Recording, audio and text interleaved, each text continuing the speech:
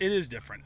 You lose a lot of leadership when you have those number of guys that we had graduate last year, and not only were they, some of your, I guess, your better players who got a lot of the, the public attention, but also they were really good leaders. So to lose that type of leadership, but we were very fortunate because not only did those guys lead on the field last year, but also led to guys who are going to lead this year. So we've had a lot of young guys who are now it's their turn to lead, like a Jalen Pinson, who's a leader for us, who's a utility guy, plays everywhere. He's really stepped up in his leadership, and a lot of our other seniors as well, and even some of our rising juniors who have varsity experience are really stepping into that leadership role and continuing to build on that culture that these other guys set for us the last 3 years. We only get a very short window to play football. For some of us, it goes into college. For some of us, it ends after high school. Unfortunately, some of us only make it to high school. So it's really just to play with that intensity and that passion, and leave everything you have on the field, and really just don't have any regrets when you walk off that field on a Friday night.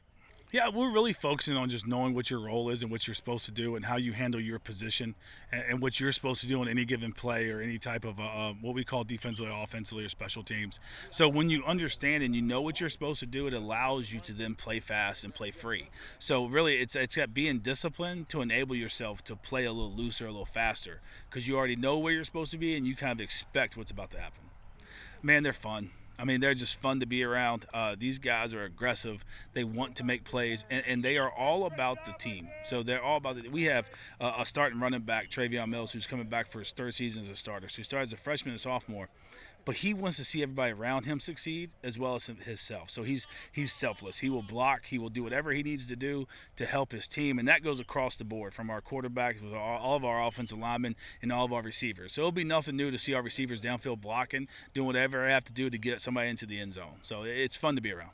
Well, we did not move a receiver to quarterback, so we'll put all the speculation aside. So we have a two-person battle right now. We have Stephen Ankills, a rising junior, a big physical kid, 6'2", 225 pounds, can throw the football, and he's learning, getting better every day. And then we have a senior, Cush Phillip L, who's also competing for the job. So it's neck and neck with both of them. Both of them have talents. Both of them bring something different to the table. So I'm pretty anxious to see how the scrimmages go and see who wins that battle. But I'm pretty confident with both of them. Both of them understand the offense. Both of them can run the offense. It just might look a little different with the two of them, but I'm excited. So whoever wins the job, I know they're going to lead us and keep the offense rolling, and then whoever doesn't win the job will still probably get some playing time and be on the field as well. I mean, we only returned 3 starters on defense, and they are hungry. They want to be good. They want to be coached. They want to learn.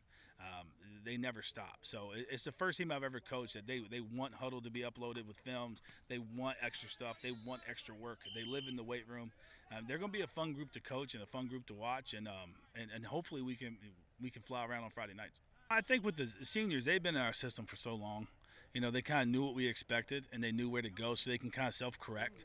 This group, they communicate and they talk a lot, and they do all the things you want as a football coach, and they're learning how to do that self-correction, how to talk to each other, and how to help each other on the field. We do have to be a little more vocal than we were in the past, but that's just growth. I mean, every young team grows, and we don't return many starters from last year, but we return a lot of guys with a lot of football experience. So it's only going to get better throughout the year. I think one thing about it is we had a lot of changes in 5C, so that's going to change some things. With the 4 teams moving down, and you're going to have a bigger battle to get into the postseason. In the past, a lot of teams with 5-5 would get in. That's not going to happen anymore. I mean, you almost guaranteed 2 teams out in the western part of Virginia are going to finish 9-1 or 7-3 or something like that. So I think 7-3 or better is going to be what, to get into the postseason. For us, it's going to be getting better every week and get ourselves in that position to be in the postseason, and then continue to build off of that. Because it says, I listened to a coach talk last week, and he was saying that it's not just the first 10, you will put yourself into the playoffs, but you keep getting better as you get into it. And that's what our goal is as well. So get ourselves playing our best football week 10 so we can go into the playoffs and hopefully make some noise.